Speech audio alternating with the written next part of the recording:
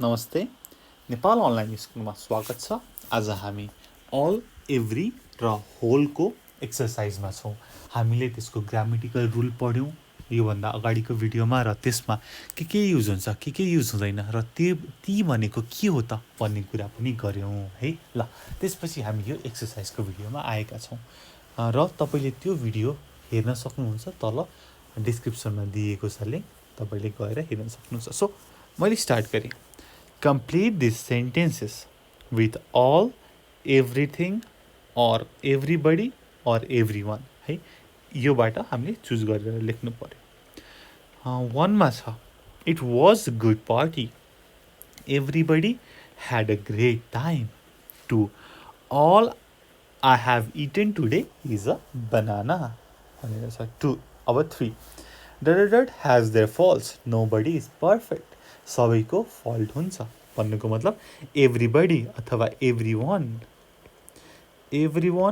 Has their faults, nobody is perfect. 4 nothing has change, dot is the same as it was, सबै कुरा same छ पहिलाको जस्तै, केही पनि चेन्ज भएको छैन। Everything is the same as it was. 5 Kate told me about her new job. It sounds interesting. Kate told सबै कुरा भन्यो रे। Kate told me all about her new job. It sounds interesting. 6 Can write their names on a piece of paper please? 6 हेर्नुहोस् है, can सबैले आफ्नो नाम एउटा पिस अफ पेपरमा लेख्न सक्नुहुन्छ कि प्लिज भनेर भनेको छ। सो क्यान एभ्री वान अथवा every one write their names on a piece of paper please भनेर भनेको छ। यसपछि आउँछ 7 Why are you always thinking about money? Money isn't पैसा सबै थोक होइन। So money isn't everything. 8 I'm really exhausted. म के कुरा मात्रै गर्न चाहन्छु त, I want to sleep. So all I want to do is sleep. 9 When the fire alarm rang, left the building immediately. सबैजनाले बिल्डिङ इमिडिएटली छोड्नु भयो। एभ्रिबडी अथवा everyone left the building. 10 Amy didn't say where she was going. She said was that she was going away. उसले मलाई के मात्रै भन्यो नि त, she was going away. So all she said was that she was going away. We have completely different opinions. I disagree with तिमीले जे भन्यौ उसले जे भनी त्योसँग कम्प्लिटली डिसएग्री गर्छु। So we have completely different opinions. I disagree everything she says. Two we all did well in the exam, सबैजना क्लासको pass भए भनेको मतलब एभ्री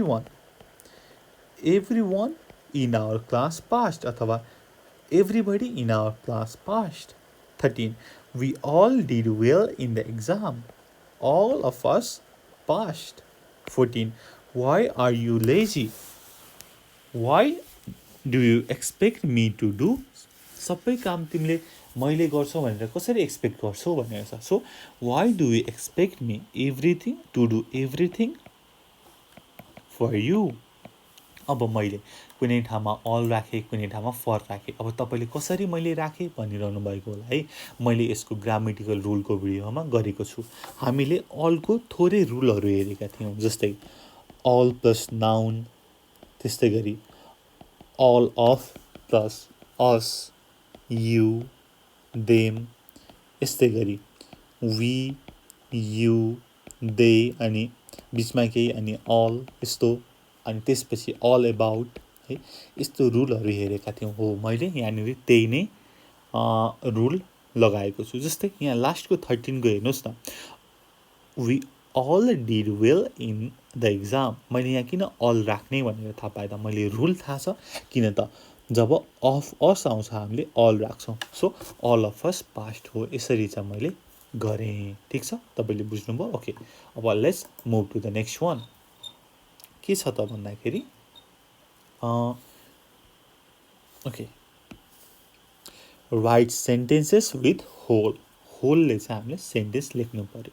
अब होलको हामीले रुल थोरै भनेका थियौँ। होल भनेको के हो त, कम्प्लिट अथवा इन्टायर, जुन चाहिँ सिङ्गुलर नाउनसँग आउँछ, प्राय अनकाउन्टेबल नाउनसँग आउँदैन। एकचोटि भन्नुहोस् त फेरि, सिङ्गुलर नाउनसँग आउँछ, अनकाउन्टेबल नाउनसँग आउँदैन। 1, I read the book from beginning to end भनेको मतलब I read the whole book. 2, every one in the team played well भनेको टिमको सबैले राम्रो खेले। The whole team played well. The whole team played well. यस्तै गरी 3, Paul open a box of chocolates, he started eating, when he finish there were no chocolates left in the box भनेको बक्समा भएको सबै चक्लेट खायो। अब के भन्न सक्नुहुन्छ, he ate the whole box अथवा he ate the whole box of chocolates भने थप्न सक्नुहुन्छ। ठिक छ ल। यस्तै गरी 4, the police came to the house, they were looking for something, they searched everywhere every room भनेको पुरै घर तलास गरे होइन। They searched the whole house. The whole house. 5, everyone in Ed and Jane's family plays tennis. Ed and Jane play and so do their children. Ed र जेनको फ्यामिलीमा सबैजना टेनिस खेल्नु हुँदो रहेछ भनेको the whole family plays tennis. The whole family plays tennis है, सबै यो सिङ्गुलर नाउनसँग आएको छ होल।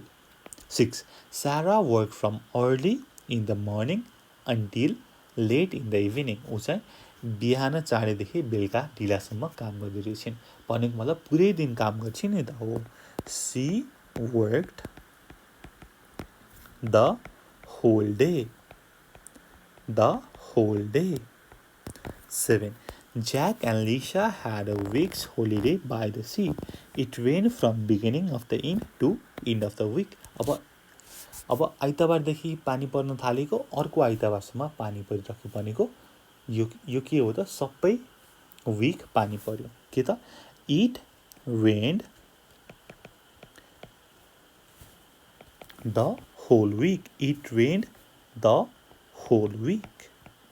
यस्तै गरी तल के भनेको छ त, now write sentences 6 and 7 using all instead of whole. हामीले 6 र 7 को चाहिँ अल राख्नु पर्यो होल हटाएर भनेदेखि सारा worked all day.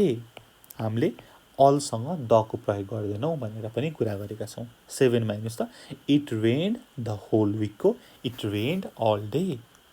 It rained all week. It rained all week है। ल हामीले यसरी गऱ्यौँ। अब अर्को हेरौँ तल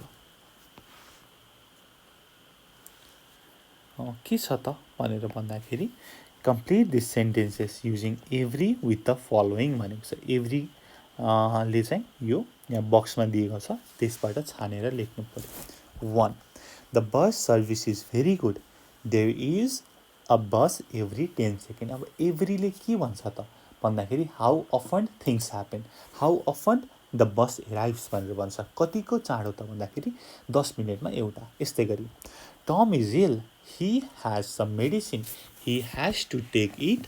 अब 4 घन्टामा खानुपर्छ। 5 मिनट्स हुँदैन, 6 मन्थ्स हुँदैन, 4 इयर्स हुँदैन। So he has to take it every 4 hours. 4 hours. 3, the Olympic games take place कतिमा त 4 वर्षमा हो। The Olympic game take place every 4 years. 4 years. यस्तै गरी 4, we live near a busy airport. A plane flies over our house. अब 5-5 मिनटमा चाहिँ हाम्रो घरमाथिबाट प्लेन गइरहन्छ. 5-5 मिनटमा एउटा. A plane flies over our house every 5 minutes. Every 5 minutes. 5. Martin goes to the dentist for a checkup. अब कतिमा त 6 महिनामा. Martin goes to the dentist for a checkup every 6 months. ठिक छ. ओके. अब लास्ट वान छ which is right भनेर भनेको चाहिँ छ यहाँ तल छ. त्यसमा कुन चाहिँ ठिक हो त भन्ने कुरा छ है त. ओके. वानमा हेर्नुहोस्. Did you spend the whole money अथवा all the money I gave you. अब मैले के भनेको थिएँ होल अनकाउन्टेबल नाउनसँग आउँदैन हो. मनी के हो त अनकाउन्टेबल हो. त्यही भएर did you spend all the money I gave you चाहिँ ठिक छ. Okay. 2. You works every day except Sunday अथवा अल डे एक्सेप्ट सन्डे.